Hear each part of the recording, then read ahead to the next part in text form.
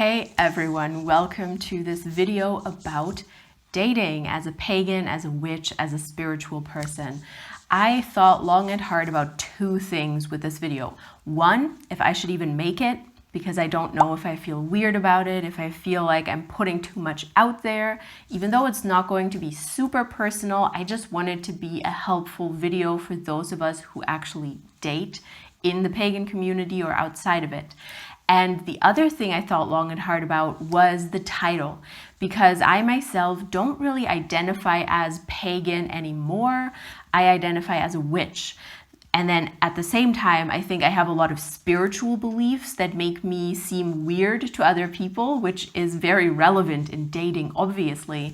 So I was thinking, how can I put in the title, I hopefully figured it out by the time I upload this. How can I make clear in the title that this is for anyone, not just for witches, not just for pagans, who has a belief system that is non-traditional or that derives from sources that aren't really accessible or understandable to everyone. It might seem weird to other people.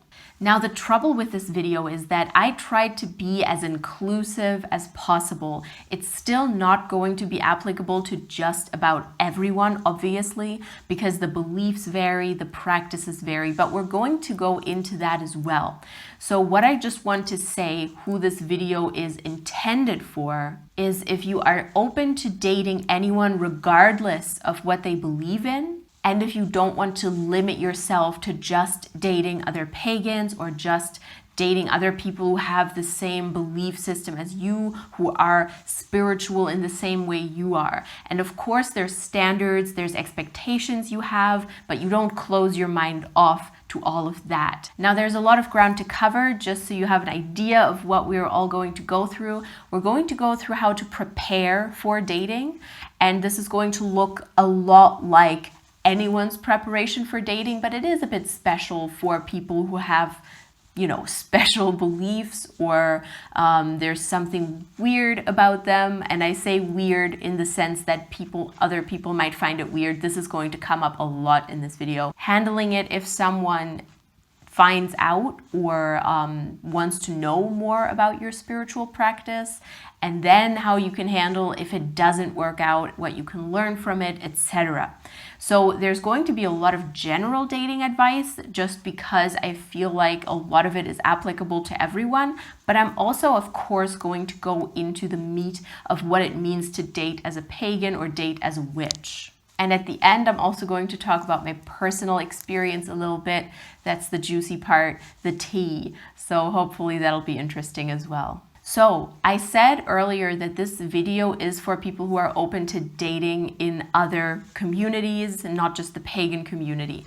And what I want to say here is that on the other hand, if you are someone who exclusively dates in the pagan community, this may also apply to you.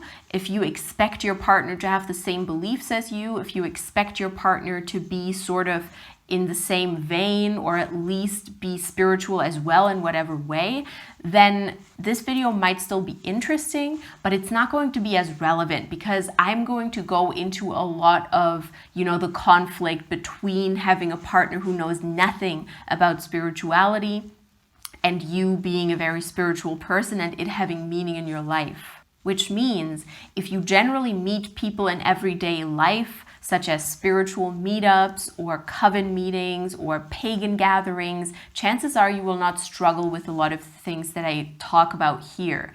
But if you meet people through dating apps that don't have detailed profiles, or if you just meet people during other hobbies like kayaking or climbing or whatever hobbies you have, there's no guarantee that they are pagan. So that is where the difficulty comes in, and that is what I want to address in this video. So step 0, like so often with dating, is figuring out what you are looking for. This means figuring out what your deal breakers are. Is it a deal breaker that your partner cannot belong to one of the main religions? Is it a deal breaker that they have to have the same spiritual beliefs as you do? Or is it a deal breaker that they have to have the same political beliefs? You have to think about this beforehand, and that doesn't mean that this is a hard line boundary unless it's super important to you. But it definitely means that you have to know what you want and what you are looking for in a partnership and in a partner. Do you want children? What are your sexual preferences? Do you want to live together with another person? Do you want to live alone? Do you want to live monogamously or non-monogamously? All of these questions, obviously, you should figure them out a little bit ahead of time so that you know what you are actually in for and can look for that. That doesn't mean as soon as you meet someone, you're like, oh, ciao, you don't want to get married? Bye. That's not what I mean. Or you're not pagan? Bye then. No. Not like that, but in a sense where you have an idea of what you want a partnership to look like. And I really, really like the concept that Shan Boody has here. She's a great YouTuber, a great speaker about sexology, about intimacy. And she suggests having a frozen 5. And the frozen 5 are standards that you do not compromise on. And I really like that. And those standards can look like anything. It could be the person has to be liberal, like me. The person has to be pagan, like me. The person cannot live more than 10 kilometers from my home. You know, all of these things, depending on your previous relationships, depending on what you want the relationship to be like, those have to be figured out so that you can self-confidently date, especially if you are the kind of person who has a belief system or who has ideas or worldviews that are a little bit out there and a little bit woo-woo. And you know, that's the whole thing. Those beliefs don't seem weird to us, but they are to outside people. So, is it important to you that your partner takes part in your spiritual activities, or is it enough if they just have a basic respect for it and never ask you even one question about it? And of course, you have to be patient with people with this. We all know that we can seem weird in our beliefs. We definitely know that, and I will get to that part next. But that's just what I want to say. What do you expect of a partner? And is it a lifelong partnership that you're looking for, or is it a limited time? Then it doesn't matter that much how deeply engaged in your spirituality they are. Now, this next point is very relevant, and I want you to think about that. How much do you talk to your non-pagan friends or non-spiritual friends or non-witchy friends about your practice and about your beliefs? Because if you don't expect your friends to understand, if you don't expect your friends to engage with it, then why do you expect your partner to do that?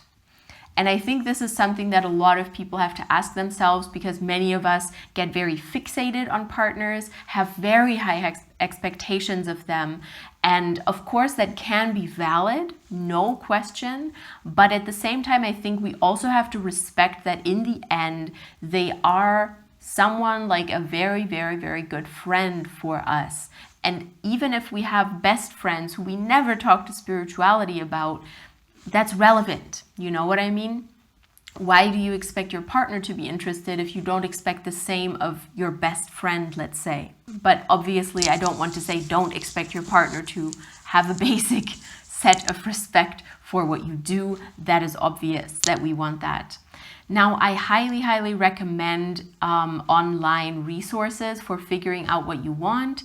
There are many cool quizzes, many cool apps like OkCupid that can help you figure out where you're at and what you're looking for. Questions you maybe have never asked yourself before, questions of which you don't know how much importance they hold for you in dating. And that is super helpful to think about, to tune into what really matters to you and what you're really looking for. Now, I know this was more general advice, not so much tuned towards pagans, but this next part is going to be the first. This was 0.0 and this is going to be 0.1, and it's going to be more for pagans at this point. So this is also prep work once again before you start dating.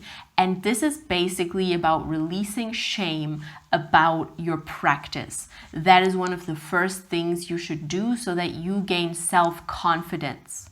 The fact you need to understand is that you are best at dating and best at finding someone and attracting someone who is good for you if you are fully self-confident and if you are standing in your power.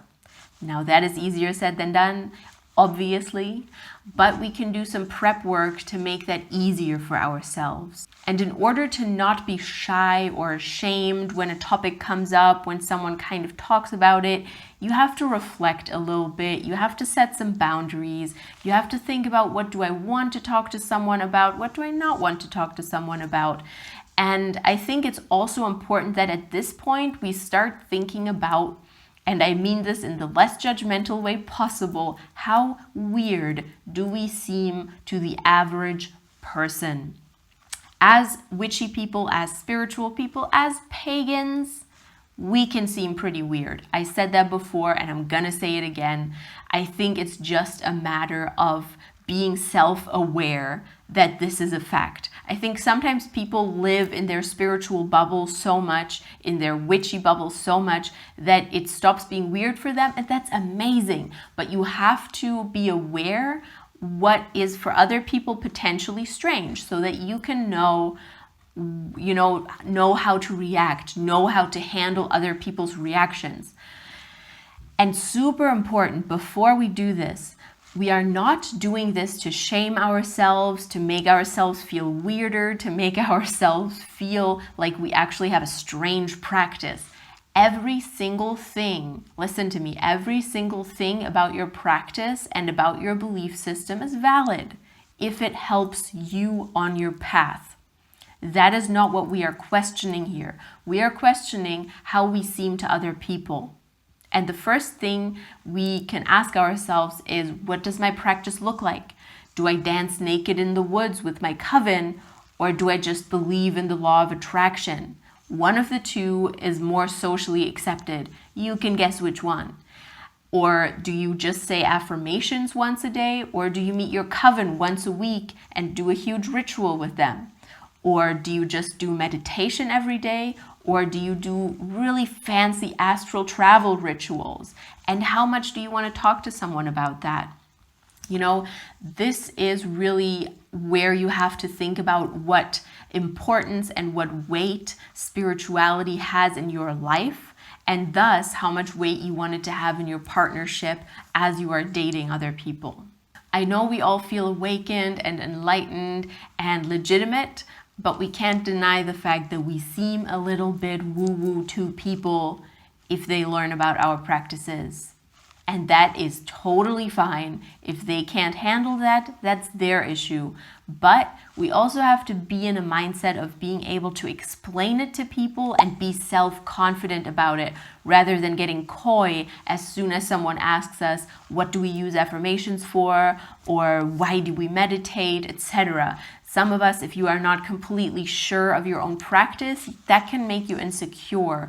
And that's not what we want. We want to be able to stand in self-confidence and be pagan, witchy, or spiritual with confidence and self-trust. And also, is spirituality something that you just do privately, that you need a space for if you ever cohabit with someone? Or is it something you do as a legitimate business? Is it part of, like for me, YouTube, Instagram, doing tarot readings? Is that what you do?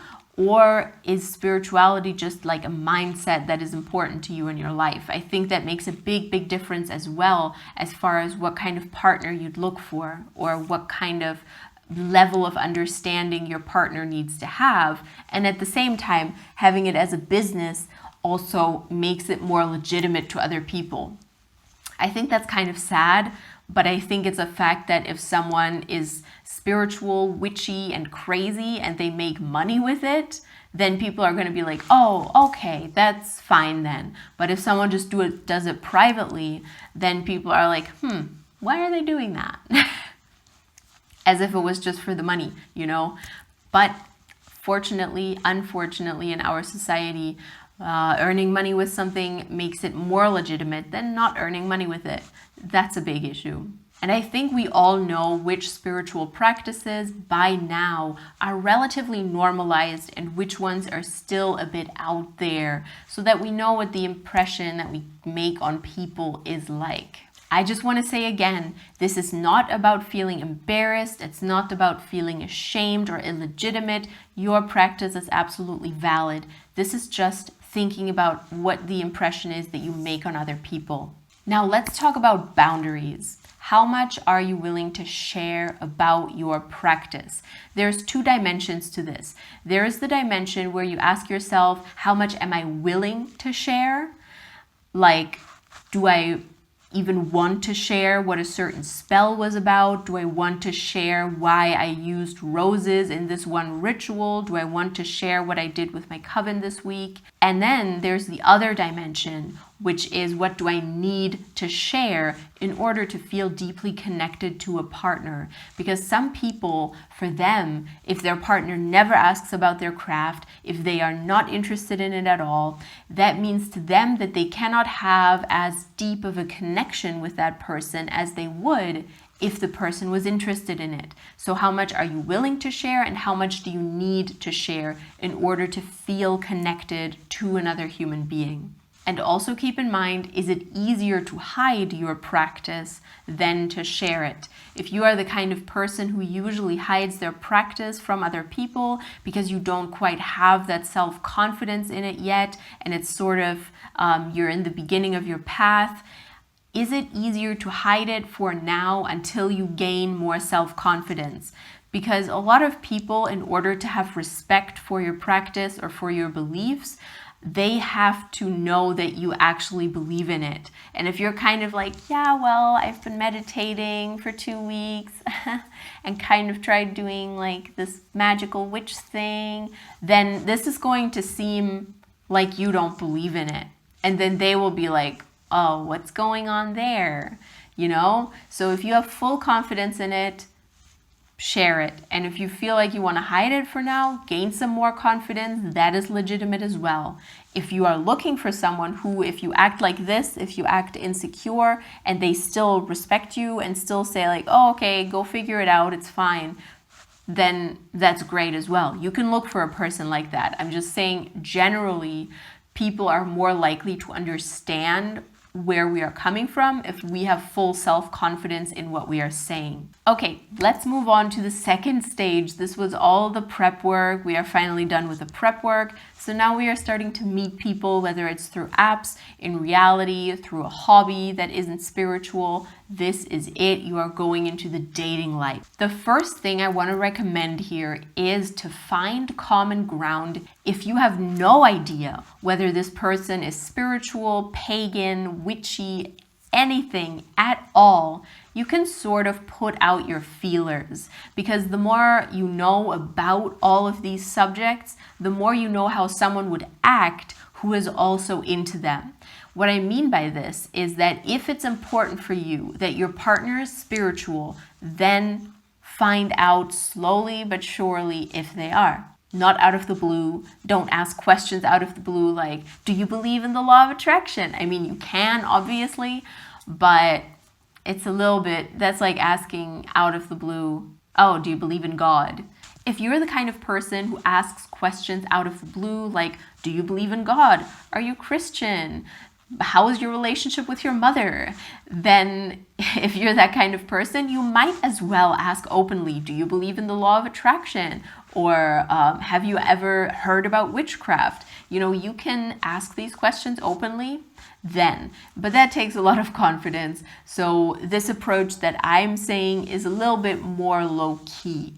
So you could ask something like, when you're talking about the future to someone, or you're talking about even just the past, you can be like, so what do you think about tarot cards? Or maybe, hell, you're playing cards or you're in a casino. Well, that would be a weird first date in a casino, but why not, right? And you can just say like, what do you think about tarot cards? Have you ever heard of tarot cards? Or when there's a full moon or the moon is especially beautiful, you can be like, oh, look at the moon. I always thought the moon had a really special energy to it, you know? And then see how they react, see how they feel about that. Or you can ask them if they think that affirmations actually work. If you guys talk about being positive, if you talk about positivity, you could ask, oh, what's your stance on affirmations? Whatever comes to your mind, essentially, without overwhelming someone with your perspective. And I think this is really important here, that we remember that asking people questions is so much more valuable than giving our own opinion to them and just seeing how they react. Ask questions instead of posing statements about your own practice or your own beliefs. You can get to that point, but wait on it and first try to get to know the other person as you should on a date, and answer their questions honestly, obviously. Because what I want to say is that too many people have a fear of asking questions that might make the other person uncomfortable. But being on dates, it's not comfortable anyway for a lot of people. So don't be too easy on the other person is essentially what I'm saying. So this is an unrelated example of this fear of asking questions, but I think it's relevant. If someone texts you and they say, I'm thinking of you, you know, and you're like maybe 2 months or 3 months into seeing that person, a lot of people would be like, oh my gosh, I have to tell them that I'm also thinking about them, etc. No, you don't have to do any of that. You can just ask them, what are you thinking about? Or something like that, you know? And a lot of people are afraid to do that, are afraid to ask these questions in the fear of making the other person uncomfortable. Because we often think already, how would I answer this question? How would I feel if someone asked me? Don't think about that. Just ask it.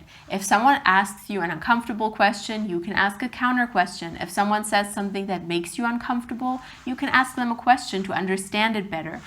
You do not have to carry the burden of proof with everything. You do not have to give a statement about everything. You can also just ask questions and challenge the other person a little bit.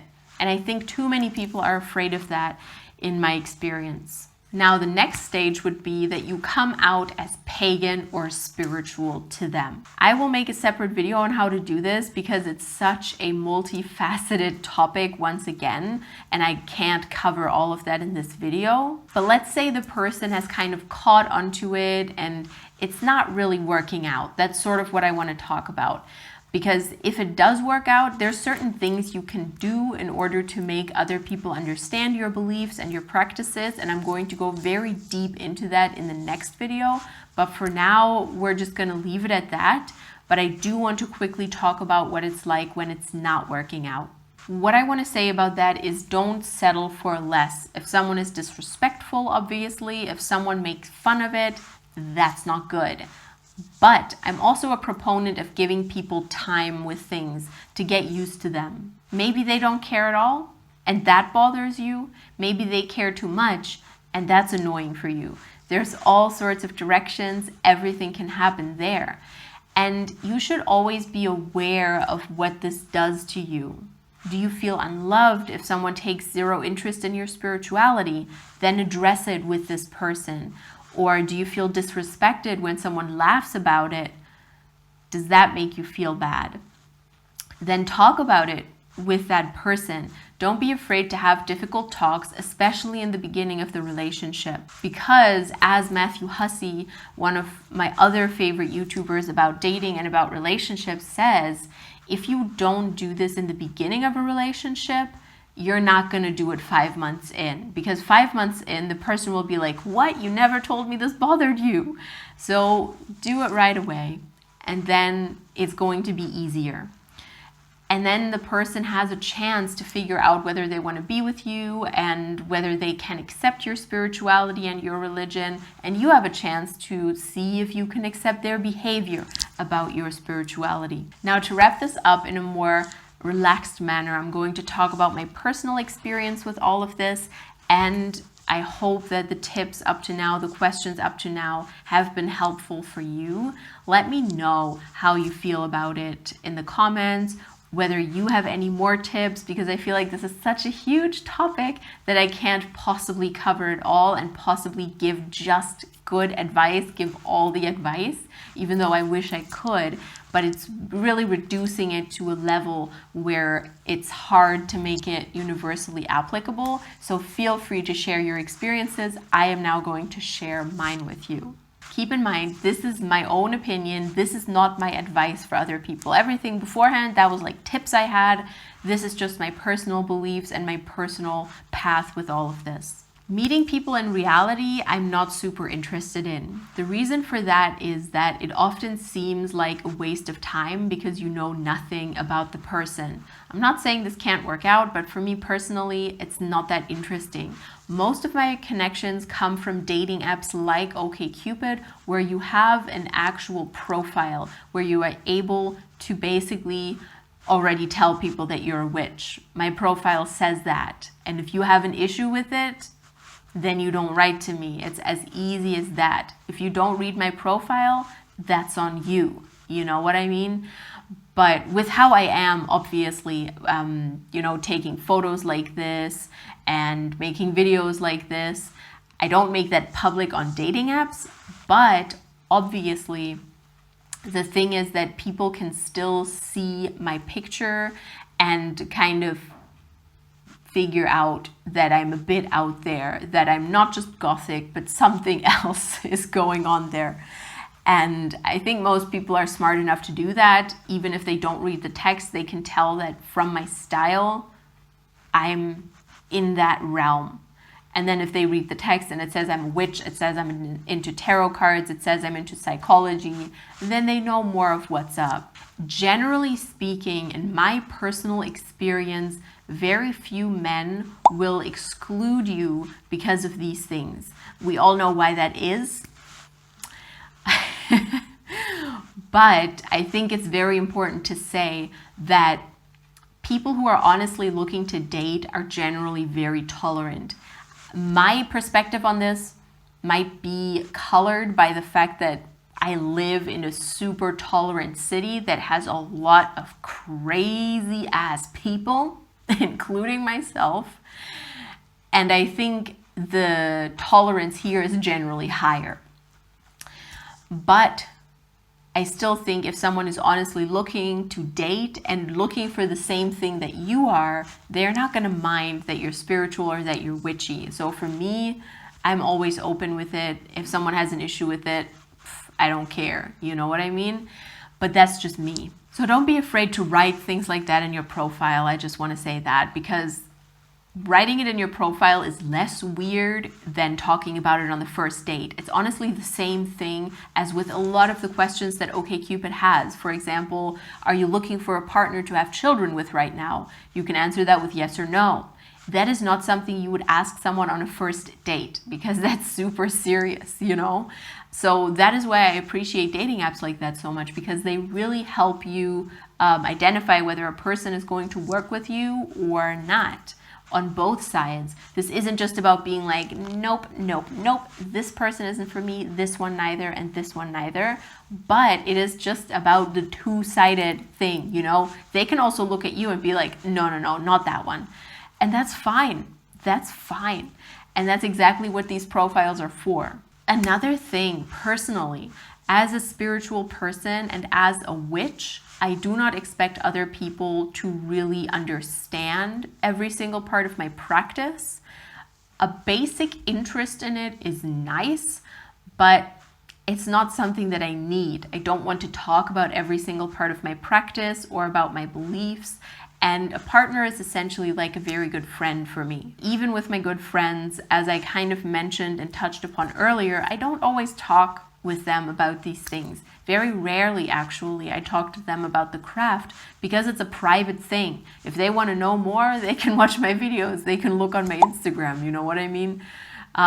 They don't have to necessarily ask me and make it awkward for them. At the same time, I do crave deep connection to people, which means I sort of have to check that expectation of everyone being super interested in me, because sometimes that can be a defining quality of a deep connection for me, that the other person takes a lot of interest in me. I think that's important. but it's not everything. And as long as they don't make fun of me and respect my craft, I'm pretty much fine with every level of interest. Because the thing is, I don't care what other people think. And I know that's not a point where everyone is at, especially if you are in the beginning of your craft. You may struggle with this self-confidence, because if someone questions you, if someone is like, wait, this doesn't make logical sense, why would saying an affirmation change your vibe and make you feel better? You know, if someone says that to you and you're like, oh gee, I don't know, maybe it doesn't, then that's a lack of confidence in your craft and a lack of belief and self-trust. That is a point where we are all at some point. I'm not saying this is wrong. I'm not saying don't be like that. I'm just saying you're probably not at a point where you are ready to talk to a skeptical person or a logical person about it, because you feel like you have to prove something to them. And once you release that, and once you understand that you don't have to prove anything to anyone as long as the practice is good for you, that is the point at which you have a lot more self-confidence, and the point at which you feel like, I don't have to answer all of these questions. I don't have to have answers to all of it. You know, that is something I really want to say. You don't have to have answers to everything for it to be valid. And if your potential partner isn't able to understand that, if it cannot get into their mind that just because they don't understand something, that doesn't mean that it's not valid, that's an issue you can talk to them about and say like, hey, just because you don't understand it logically, that doesn't mean it's not true, and it doesn't mean that it's not helpful for me. Okay, I think that's all I want to share for now. Let me know if you have more dating questions.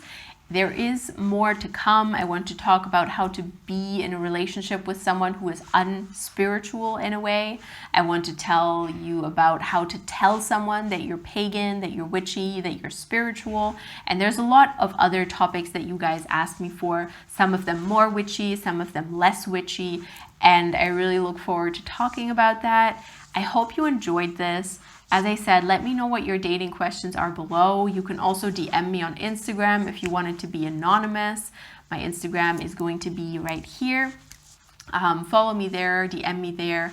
And I'm also going to put a link to my Patreon where I have journaling prompts, tarot spreads. I do tarot readings, check-ins with my patrons regularly. So that's a good way to stay connected with me as well.